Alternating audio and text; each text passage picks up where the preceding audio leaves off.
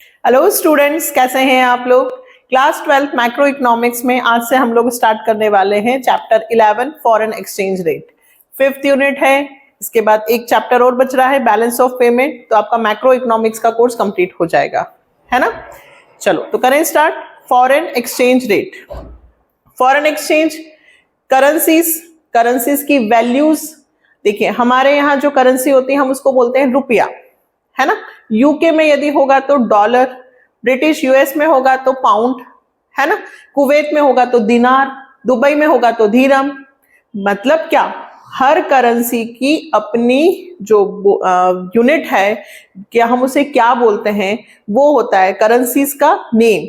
हमारे यहाँ क्या चलता है, रुपया। अब जैसे मान लीजिए कि मैं दुबई में घूमने जा रही हूँ या मुझे यूके में घूमने जाना है, और मान लीजिए मैंने वहां पर शॉपिंग की, तो यदि मैं वहां पे अपनी करेंसीज दूं, रुपए दूं, तो क्या वो एक्सेप्टेबल होगा? नहीं। क्यों? क्योंकि उन्हें उनकी करेंसी में पैसा चाहिए, है ना। हर देश जहां पर भी, है ना, जहां पर भी आप जाएंगे या हर एक देश जो भी ट्रांजैक्शन करता है तो उसको अपनी करेंसी में करेंसी में क्या चाहिए, अमाउंट चाहिए।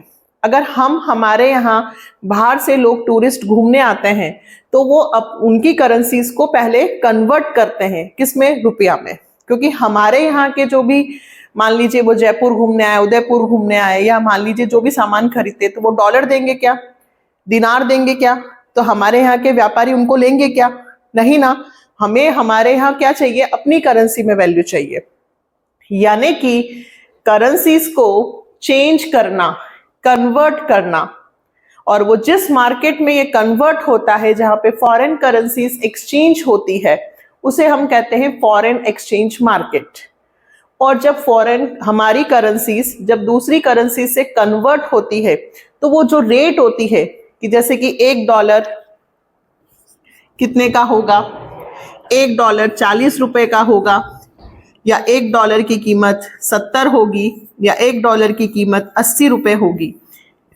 ये कैसे डिसाइड होता है ना। तो पहले जिस रेट पे हमारी करेंसी की वैल्यू डिसाइड होती है, foreign exchange rate refer to the rate which one currency is exchange for the other. ठीक है, अब हम हमारी करेंसी की बात करेंगे, इंडिया की बात करेंगे हम हमेशा, कि हमें हमारी करेंसी यदि चेंज करनी है। जरूरी नहीं है कोई सी भी करेंसी, यदि पाउंड है डॉलर में चेंज होगी, या दिनार है पाउंड में चेंज होगी। कोई भी चीज करेंसी यदि कन्वर्ट होती है तो फॉरेन एक्सचेंज कहलाएगा, फॉरेन एक्सचेंज रेट। अभी हम जो बात करेंगे वो इंडिया को ध्यान में रखकर बात करेंगे। हमारी डोमेस्टिक करेंसी क्या है बेटा, रुपया। तो हम इसको ध्यान में रख के करेंगे कि हम जब एक्सचेंज करते हैं, जैसे कि $1 कैन बी एक्सचेंज फॉर ₹81। आज बिल्कुल बेसिक चीज बताने वाली हूं, डेप्रिसिएशन एप्रिसिएशन, सबसे ज्यादा यही प्रॉब्लम आती है। जितना भी समझते हैं पर बार बार कंफ्यूज होते हैं, लेकिन आज इस कंफ्यूजन को हमें बिल्कुल खत्म करना है। देखिए, डिसाइड किया कि $1 यानी कि 81 रुपीस, यदि मैं $1 दूंगी तो मुझे इंडियन करेंसी में 81 रुपीस मिलेंगे। यदि बाहर से, अमेरिका से यदि कोई घूमने यहां आया और यदि वो $10 देता है, तो उसे में कितने रुपए मिलेंगे बदले में, 810 रुपए। यदि वो $10 देता है तो उसे बदले में कितने मिलेंगे, 810। क्यों? क्योंकि $1 इज इक्वल टू 81 है। तो जो रेट है, जिस रेट पे हमारी करेंसीज की वैल्यू डिसाइड होती है, उस रेट को बोलते हैं बेटा फॉरेन एक्सचेंज रेट। क्लियर? और जहां पे ये करेंसीज को हम कन्वर्ट करते हैं या खरीदते हैं या बेचते हैं, तो उसे कहते हैं फॉरेन एक्सचेंज मार्केट। अब सबसे पहले हम आज पढ़ने वाले हैं करेंसी डेप्रिसिएशन और करेंसी एप्रिसिएशन। सबसे पहले इसके बारे में समझते हैं। देखो, refers to decrease in the value of domestic currency. जब हमारी डोमेस्टिक करेंसी यानी कि रुपए की वैल्यू कम होती है तो उसे कहते हैं depreciation. In terms of foreign currency. हम अपनी करेंसी की वैल्यू कंपेयर किससे करते हैं? दूसरी करेंसी से। तो जब हमारे देश का रुपया गिरता है, अब कब गिरता है? देखो यहां देखो $1 राइजेस फ्रॉम 81 to 85। अब यदि जिन बच्चों ने नहीं समझा वो तो क्या समझेंगे, अरे 81 रुपए की जगह 85 रुपए हो गए, ये तो बहुत अच्छी बात है, हमारी तो करेंसी की वैल्यू बढ़ गई। नहीं, हमारी करेंसी की वैल्यू गिर गई है। क्यों? क्योंकि पहले 81 रुपीस हम देते थे तो हमें $1 मिलता था। ध्यान से समझना, इसलिए मैंने इसके साथ कोई और चीज ऐड नहीं कर रही हूं इस वीडियो में। जब मैं 81 रुपीस देती थी तो मुझे कितना मिलता था? $1। अब उसी की कीमत बढ़कर हो गई 85। अब मुझे 85 रुपए देने पड़ रहे हैं, तब मुझे $1 मिल रहा है। तो मेरा जो वैल्यू है करेंसी की वो बढ़ी नहीं है बल्कि गिर गई है।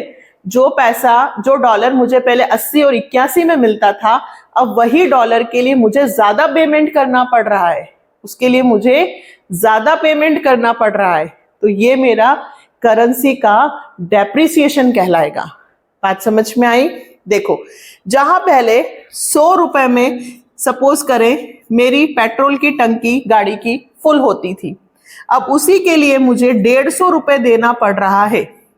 तो ये मेरे लिए अच्छी बात है या बुरी बात है?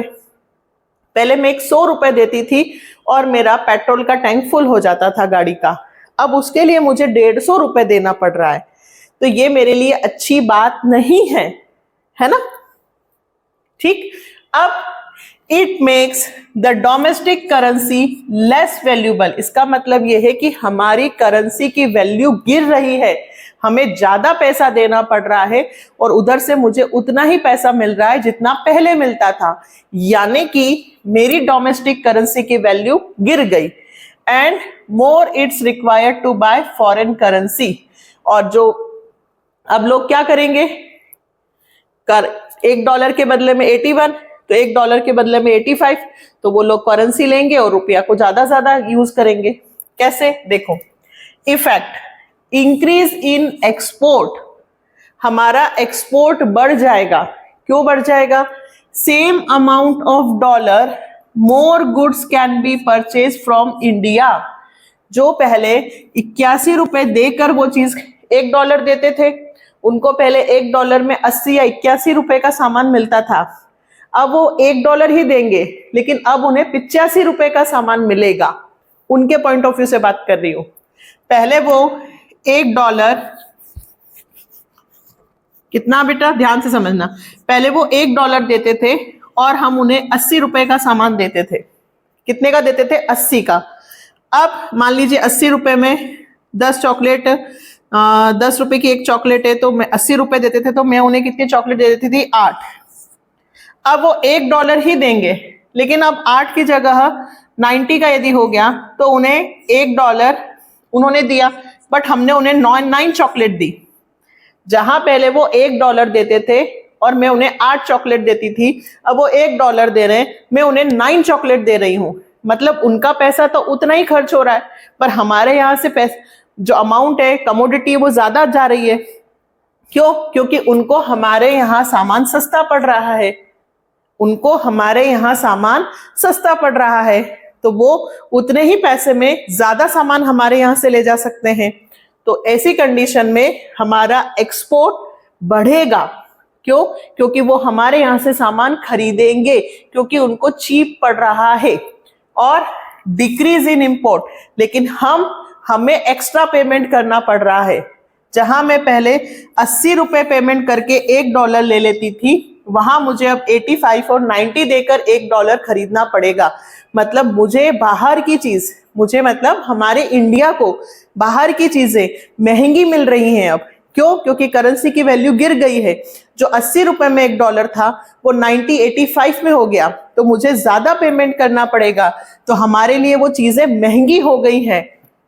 तो Indian will have to pay more domestic currency to import, then तो हमें वो चीजें महंगी पड़ेंगी, तो हम बाहर की चीजों को नहीं खरीदेंगे, तो हमारा इंपोर्ट कम होगा। रटने की जरूरत बिल्कुल नहीं है, समझ के करोगे तो आंसर दे पाओगे। अब देखो एक्सपोर्ट बढ़ गया, अब एक्सपोर्ट बढ़ेगा तो जाहिर सी बात है हमारे यहाँ प्रोडक्शन भी बढ़ेगा, लोगों को काम भी मिलेगा, फायदा तो है। तो क्या होगा, इंक्रीज इन नेशनल इनकम। क्यों? क्योंकि export will increase and import will fall due to depreciation of domestic currency. Domestic currency की वैल्यू गिरने के कारण हमारा एक्सपोर्ट बढ़ चुका है और इंपोर्ट कम हो गया है, जिसके कारण एक्सपोर्ट माइनस इंपोर्ट यदि मैं करती हूं तो नेट एक्सपोर्ट हमारा बढ़कर ही आएगा।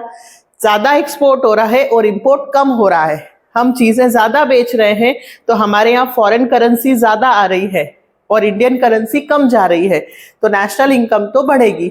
अजम्पशन क्या, बाकी सब चीजें यदि सेम रहे तो, अगर बाकी सब चीजें सेम रहेंगी तो अगर हमारा एक्सपोर्ट बढ़ता है और इंपोर्ट कम होता है तो नेशनल इनकम इंक्रीज होगी। इसका सेम अपोजिट। अब बात करते हैं, जहां मुझे $1 85 रुपीज देने के बाद मिलता था, अब वही मुझे $1 80 या 81 रुपए देने पर मिल रहा है, यानी कि मेरी करेंसी की वैल्यू अप हो गई है। उल्टा चलेगा, ध्यान रखना, 85 से कितना हो गया 81। जो चीज मुझे 200 रुपए में मिलती थी वो अब मुझे 150 में मिलने लगी है, तो मेरे लिए तो बेनिफिट हुआ। Increase in the value of domestic currency in terms of foreign currency. Foreign currency के अकॉर्डिंग हमारी जो वैल्यू है वो बढ़ गई। जो सामान के लिए मुझे पहले 85 रुपए देने पड़ रहे थे उसके लिए अब मुझे 80 रुपए ही देने पड़ रहे हैं। अब उल्टा होगा, अब हमें बाहर की चीजें कंपैरिजन में सस्ती लगेंगी तो हम अपने इंपोर्ट को बढ़ा देंगे। क्यों?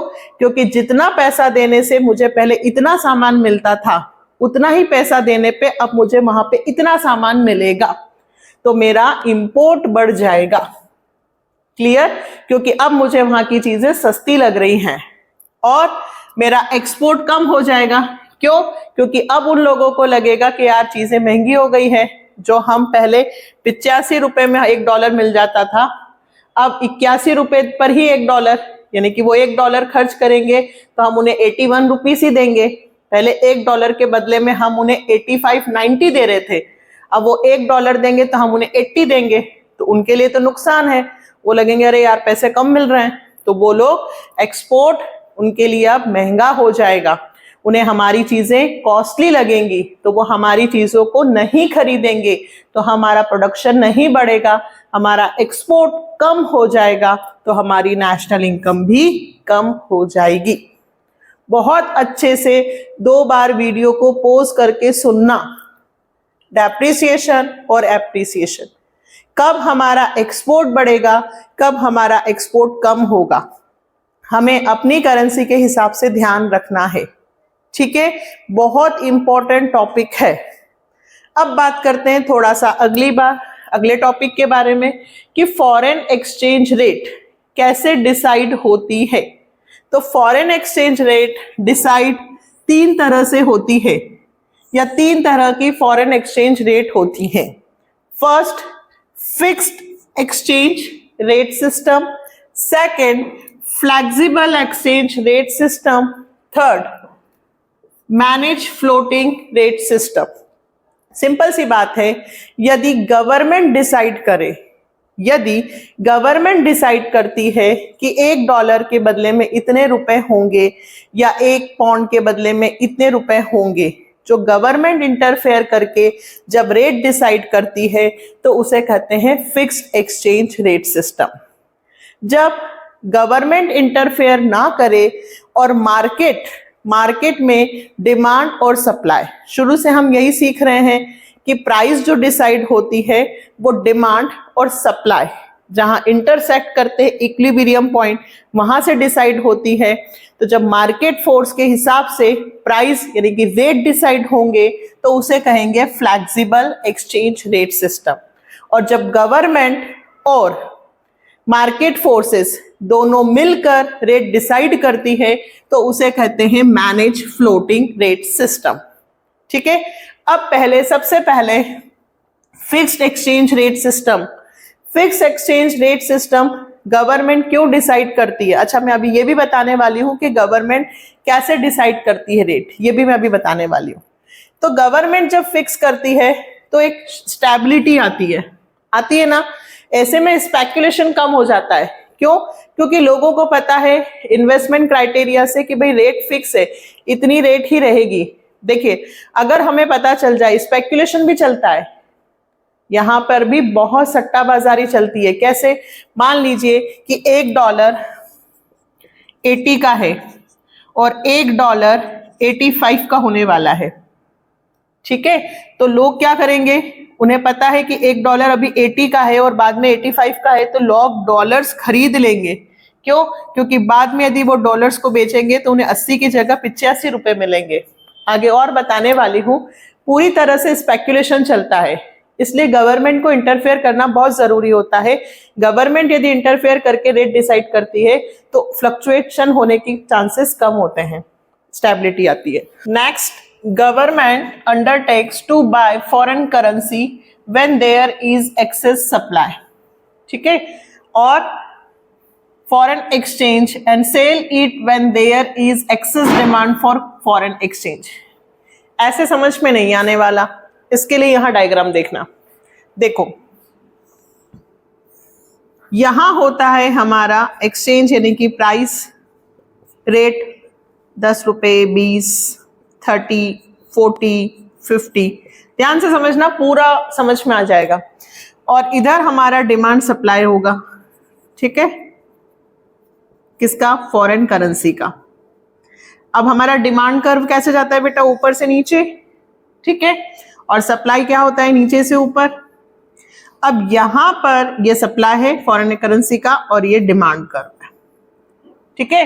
अब देखो यहां क्या लिखा हुआ है, government undertake to buy foreign currency when there is excess supply. जब सप्लाई बढ़ जाए, अभी एक्सचेंज रेट मान लीजिए 40 पर डिसाइड हो रहा है ना, 40 रुपीज, यानी कि $40 मान लेते हैं कि $1 में 40 रुपीज, ये हमारा एक्सचेंज रेट डिसाइड हो गया। अब सप्लाई ज्यादा है, देखो सप्लाई यहां हो गई। अब सप्लाई यहां होने से क्या होगा? जब सप्लाई इंक्रीज होती है, ठीक है, तो प्राइस डिक्रीज होती है। तो देखो ये आपकी रेट ये कम हो गई। तो यहां पे पहले इक्विलिब्रियम यहां हो रहा था, अब इक्विलिब्रियम यहां होगा, तो सप्लाई के बढ़ने से रेट क्या हो गई? कम हो गई। तो हमें क्या करेगी ऐसी कंडीशन में? हमारी जो सरकार है, गवर्नमेंट है, क्योंकि उसको तो रेट को फिक्स रखना है, ठीक है, उसको फिक्स रखने के लिए काम करना होता है। तो फिर गवर्नमेंट यानी कि आरबीआई जो होगी वो फॉरेन करेंसीज को क्या कर लेगी? बाय, सप्लाई ज्यादा आ गई फॉरेन करेंसी की तो उसको खरीद लेंगी। खरीदने से फिर सप्लाई क्या हो जाएगी? धीरे धीरे कम हो जाएगी। कम हो जाएगी तो फिर इक्विलिब्रियम लेवल बढ़ जाएगा। आई बात समझ में? यदि मार्केट में चीजें ज्यादा होने से सप्लाई, अचानक से आलू भरमार मार्केट में बहुत सारे आ जाए तो प्राइस क्या हो जाएगी? बहुत कम हो जाएगी। तो फिर सप्लाई को रोकना पड़ेगा, या फिर उसे गवर्नमेंट क्या करती? खरीद कर वेयर हाउस में रख देगी, तो सप्लाई कम हो जाएगी तो प्राइस फिर फिक्स हो जाएगी। हम क्या पढ़ रहे हैं बेटा? सबसे पहले फिक्स्ड एक्सचेंज रेट सिस्टम, जिसमें गवर्नमेंट पूरा रोल अदा करती है कि फॉरेन एक्सचेंज रेट फिक्स रहे, ऊपर नीचे ना हो, ठीक है। तो यदि सप्लाई ज्यादा हो जाएगी तो आरबीआई फॉरेन करेंसी को खरीद लेगी, और इसका अपोजिट हो जाएगा कि यदि एक्सेस डिमांड हो फॉर फॉरेन एक्सचेंज, डिमांड ज्यादा हो जाएगी, तो फिर आप समझ जाओगे। अब चलो next, government has to maintain large reserve of foreign currencies. अभी बात हमने देखी कि यदि सप्लाई ज्यादा हो जाए तो क्या करना पड़ता है? इंडियन गवर्नमेंट आरबीआई को करेंसी को खरीद लेना पड़ता है। इसका उल्टा भी होता है, बेचना भी पड़ता है, ठीक है। जब डिमांड ज्यादा होगी तो भाई ये डिमांड है आपकी, ये डिमांड ज्यादा हो गई तो एक्सचेंज रेट बढ़ जाएगी। अब इतनी सप्लाई तो नहीं है तो फिर फॉरेन करेंसी को उन्हें निकालना पड़ेगा, मार्केट में लाना पड़ेगा, जो मैंने अभी कहा था। तो मार्केट में लाना है, मार्केट से खरीदना है, इसके लिए आरबीआई को भी तो रिजर्व करके रखना पड़ेगा। ये सारे मेरे डीमेरिट मेरिट्स हो रहे हैं। फिक्स्ड एक्सचेंज रेट में गवर्नमेंट को क्या करना पड़ेगा, फॉरेन करेंसी का स्टॉक रखना पड़ेगा। जैसी कंडीशन हो, खरीदना है तो खरीदे, बेचना है तो बेचे, तो उसके लिए उसको ह्यूज रिजर्व की जरूरत है फॉरेन करेंसी की। फिर under this system each country keep value of its currency fixed in terms of some external standard like gold, silver या फिर अदर प्रीशियस मेटल। देखिए अब हम बार बार पढ़ रहे हैं, फॉरेन एक्सचेंज रेट डिसाइड होती है, फॉरेन एक्सचेंज रेट डिसाइड होती है। तो फॉरेन एक्सचेंज रेट या तो गोल्ड के टर्म्स में डिसाइड होती है या फिर डॉलर के रूप में। कैसे, इधर देखो, जब मान लीजिए एक सिंपल सा एग्जाम है, 10 ग्राम सोना गोल्ड 1000 रुपए का आ रहा है। 10 ग्राम सोना कितने का आ रहा है, 1000 रुपए मान रहे हैं। और 10 ग्राम, ठीक है, सोना अगर मैं पाउंड की बात करूं तो 100 पाउंड में आ रहा है। ये 10 ग्राम 100 पाउंड में आ रहा है, 10 ग्राम इंडियन करेंसी में 1000 रुपए में आ रहा है। ये दोनों सेम है, 10 ग्राम 10 ग्राम, तो 1000 रुपए इज इक्वल टू 100 पाउंड। इसको कैंसिल किया, यानी कि 1 पाउंड बराबर कितने हो गए, 10 रुपए। तो इस तरह से हम गोल्ड के टर्म्स में भी एक्सचेंज रेट, करेंसी किस रेट पर एक्सचेंज होगी ये डिसाइड करते हैं। जब हम गोल्ड के रूप में टर्म्स में डिसाइड करते हैं तो उसको बोलते हैं बेटा गोल्ड स्टैंडर्ड। इसी तरह से दूसरा है ब्रेटन वुड्स स्टैंडर्ड।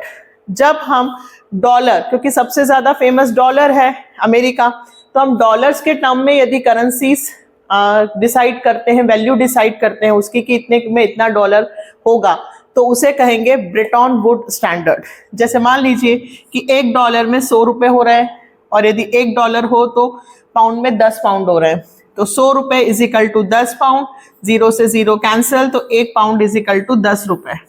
ये हमने डॉलर्स के टर्म में करेंसी फिक्स की है। बात समझ में आ रही है? $1 यानी कि 100 रुपए और $1 यानी कि 10 पाउंड, तो दोनों में डॉलर डॉलर है सेम, हम इनको आमने सामने रख देंगे, 0 से 0 cancel, 1 pound is equal to 10 रुपए।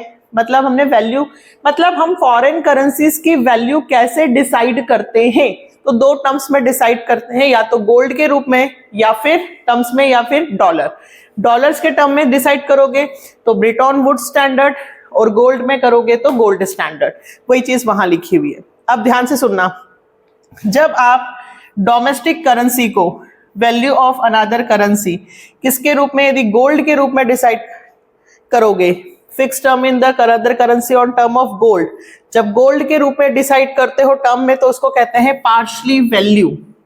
जब हम हमारी करेंसी को एक्सचेंज रेट जो डिसाइड करते हैं वो गोल्ड को ध्यान में रखकर करते हैं, तो उसे कहते हैं पार्शली वैल्यू।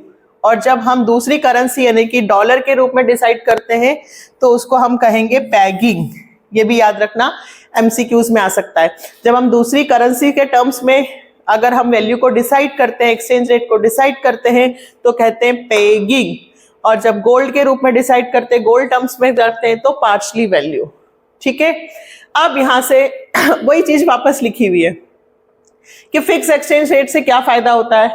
तो सबसे पहले यहाँ पे गवर्नमेंट पूरी तरीके से हर बार कोशिश करती है कि एक्सचेंज रेट फ्लक्चुएट ना हो।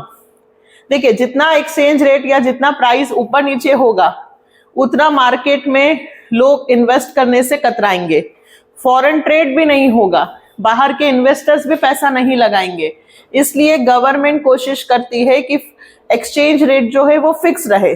तो यहाँ पे पूरी तरह से स्टेबिलिटी रहती है एक्सचेंज रेट की, अनसर्टेनिटीज नहीं होती है, जिसके कारण इंटरनेशनल इन्वेस्टमेंट प्रमोट होता है। लोग बाहर के नेशंस हमारे यहाँ पैसा लगाते हैं क्योंकि उनको पता है कि यहाँ पे फ्लक्चुएट नहीं हो रहा है, और इंटरनेशनल ट्रेड, अंतरराष्ट्रीय व्यापार भी बढ़ता है, स्मूथली रन करता है। बात इतनी सी है कि एक्सचेंज रेट ज्यादा फ्लक्चुएट नहीं हो रही है, क्योंकि गवर्नमेंट रेट को डिसाइड करके बैठी है, और यदि ऊपर नीचे जाती है तो गवर्नमेंट वहां पे अपना इंटरफेयर करती है। तो इसके लिए प्रिवेंट स्पेक्युलेटिव एक्टिविटी। देखिए, जहां पे हमें पता है कि आज $1 का हमें 80 रुपए मिल रहा है, वहीं हमें $1 का कल 90 रुपीस मिलेगा। ठीक है, तो हम क्या करेंगे, हमें मालूम है कि आज 80 रुपए में $1 है, तो हम ज्यादा से ज्यादा खरीद लेंगे डॉलर। क्यों? क्योंकि कल उस डॉलर को यदि हम बेचेंगे तो हमें इंडियन करेंसी में 90 रुपए मिलेंगे। सट्टाबाजारी, स्पेक्यूलेशन। क्यों? क्योंकि मार्केट में फ्लक्चुएशन है, तो मार्केट में यदि फ्लक्चुएशन होगा तो स्पेक्यूलेशन का बिजनेस जोरों शोरों से चलेगा। तो यहाँ पे जब फिक्स्ड एक्सचेंज रेट होता है तो वहां पे स्पेक्यूलेशन की एक्टिविटीज नहीं होती है। इसका अपोजिट अभी हम पढ़ने वाले हैं फ्लेक्सिबल में, वहां ये सारे जो मेरिट है वो डीमेरिट हो जाएंगे। फिर डीमेरिट्स, अभी मैंने आपको बताया था कि आरबीआई को सेल भी करना पड़ता है, खरीदना भी पड़ता है, क्योंकि मार्केट में सप्लाई को बैलेंस बना के रखना है, क्योंकि रेट फिक्स रखना है। तो ऐसी कंडीशन में huge foreign exchange reserve required, RBI को बहुत सारी करेंसी रिजर्व मेंटेन करके रखना पड़ता है। ये डीमेरिट हुआ। Difficulty in fixing the exchange rate, देखिए गवर्नमेंट डिसाइड तो करती है, लेकिन उसके बाद भी गोल्ड है, डॉलर है, इनकी प्राइस भी ऊपर नीचे तो जाती है ना, कभी अंडर वैल्यूएशन होता है, कभी ओवर वैल्यूएशन होता है, प्राइस भी फ्लक्चुएट होती रहती है। तो कहीं ना कहीं गवर्नमेंट को रेट डिसाइड करने में प्रॉब्लम होती है। इसलिए यहां पर भी एक्सचेंज रेट बिल्कुल फिक्स नहीं होता है, लेकिन कई बार ऊपर नीचे जाता है। ऊपर नीचे जैसे ही जाएगा तो फिर गवर्नमेंट वहां पे रोल अदा करती है। तो एक्सचेंज रेट यहां पर भी पूरी तरह से फिक्स नहीं होता, क्योंकि गोल्ड है, डॉलर है, इनकी कीमत ऊपर नीचे चलती रहती है, जिसके कारण रेट पर भी असर इसका पड़ता है। ठीक, चले अब आता है सेकेंड फ्लैट। अभी हमने कौन सा पढ़ा था? अभी हमने फिक्स पढ़ा। अब हम कौन सा पढ़ रहे हैं? फ्लैक्सिबल एक्सचेंज रेट सिस्टम, जहां पे रेट पूरी तरीके से मार्केट फोर्सेस के अकॉर्डिंग डिसाइड होती है। हम शुरू से पढ़ते हुए आ रहे हैं, जहां पे डिमांड और सप्लाई दोनों इंटरसेक्ट करते हैं, उसको बोलते हैं हम इक्विलिब्रियम लेवल। और जहां पे ये मीट करते हैं वहां पे हमारी प्राइस डिसाइड होती है। तो यहाँ एक्सचेंज रेट डिसाइड होती है डिमांड और सप्लाई फैक्टर के कारण। इसे कहते हैं फ्लैक्सिबल। तो अब इस कंडीशन में फायदा तो यह है कि हमें इक्विलिब्रियम लेवल मेंटेन होता है हमारा, eliminate the problem of over valuation and under valuation of currency. यहाँ पे हमने करेंसी की वैल्यू ज्यादा कर दी, कम कर दी, ये सारी प्रॉब्लम्स नहीं होती है, क्योंकि अपने आप जो प्राइस है, एक्सचेंज रेट है, फॉरेन करेंसी की जो वैल्यू है वो डिसाइड होती है डिमांड एंड सप्लाई से। फिर यहाँ पे no need for huge foreign exchange reserve, यहाँ पे गवर्नमेंट को कुछ भी फॉरेन करेंसी में बहुत ज्यादा रिजर्व करने की जरूरत नहीं होती, क्योंकि मार्केट के हिसाब से ही, डिमांड सप्लाई से फॉरेन एक्सचेंज डिसाइड होता है। तो गवर्नमेंट को, आरबीआई को फॉरेन करेंसी रखने की जरूरत नहीं है। फिर optimum utilisation of resources, demand के अकॉर्डिंग सप्लाई की जाती है, सप्लाई और डिमांड के हिसाब से प्राइस डिसाइड होती है, यानी जितने रिसोर्सेस है उनका फुल्ली यूटिलाइजेशन होता है। मेरिट, डीमेरिट, भाई रोज दिन में 10 बार भी हम चाहें तो रेट ऊपर नीचे जा सकते हैं, वैसे नहीं जाते रोज तो, लेकिन हाँ फ्लक्चुएशन बहुत ज्यादा होता है। तो यहाँ पे पूरी तरह से इनस्टेबिलिटी होती है। कब? जब मार्केट के हिसाब से रेट डिसाइड होता है तो इनस्टेबिलिटी होती है। या स्टेबिलिटी थी या इनस्टेबिलिटी है। यहाँ पे स्पेकुलेशन एक्टिविटी नहीं होती थी, या पूरी तरीके से स्पेकुलेशन एक्टिविटी होगी, क्योंकि मार्केट अनस्टेबल है और यहाँ पे जितने भी लोग हैं फॉरेन करेंसी, फॉरेन नेशन हैं या देश हैं विदेश, वो लोग या बाहर के फॉरेन इन्वेस्टर्स हैं, वो पैसा लगाने में कतराएंगे। क्यों? क्योंकि मार्केट में रिस्क है। कभी भी भाई उन्होंने जो माल खरीदने वाले थे इतना रुपए देना था और अचानक से रुपए और बढ़ गए तो उनको और ज्यादा देने पड़ेंगे। तो इसलिए जहां पे फ्लक्चुएशन होता है वहां पे इंटरनेशनल ट्रेड करने में प्रॉब्लम्स आती हैं। क्रिएट इन्फ्लेशनरी सिचुएशन, आरबीआई को भी करेंसीज मार्केट में लानी होती है।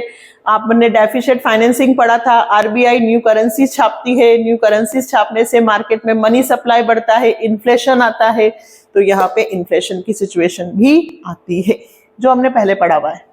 ठीक है, तो था हमारा फिक्स्ड एक्सचेंज और फ्लेक्सिबल।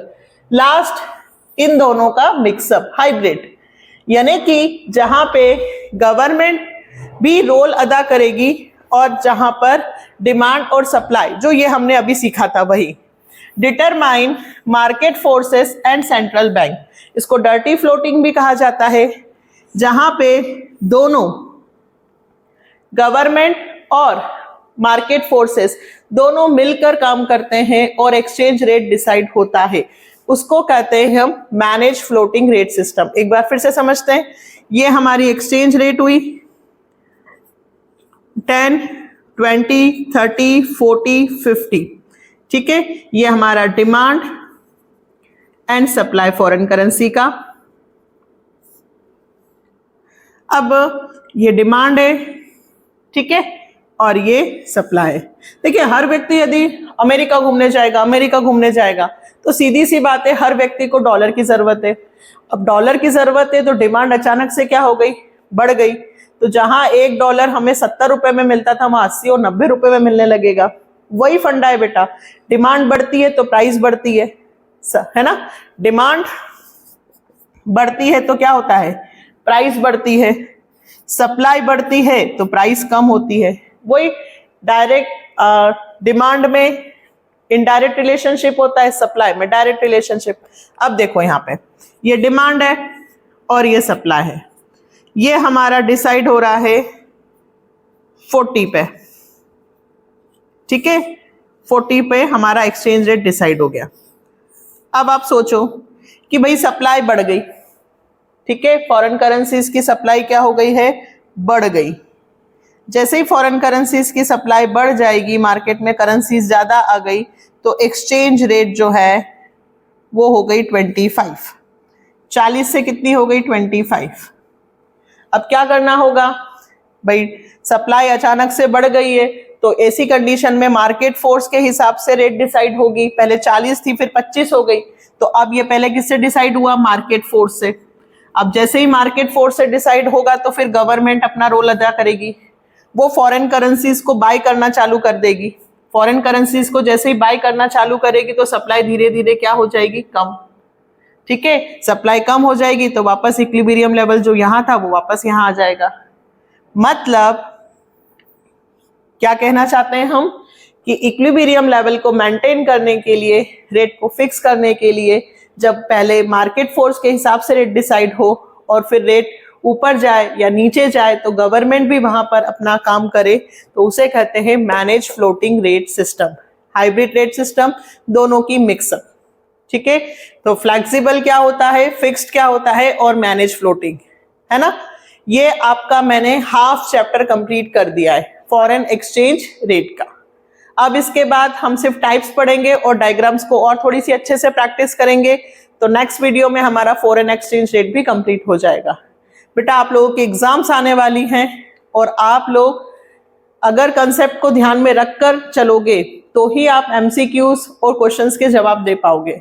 तो सिर्फ केवल आप ऊपरी ऊपरी ना पढ़ें, एक एक का डिटेल पढ़े, है ना, क्योंकि क्वेश्चंस डायरेक्ट भी आएंगे और इनडायरेक्ट भी आएंगे, और इनडायरेक्ट के आंसर्स आप तभी दे पाएंगे जब आपका पूरा चैप्टर कंप्लीट हो, कंसेप्ट क्लियर हो। इसलिए आप कंसेप्ट पे ध्यान दो, हर एक चैप्टर आपको अच्छे से आना चाहिए, ठीक है।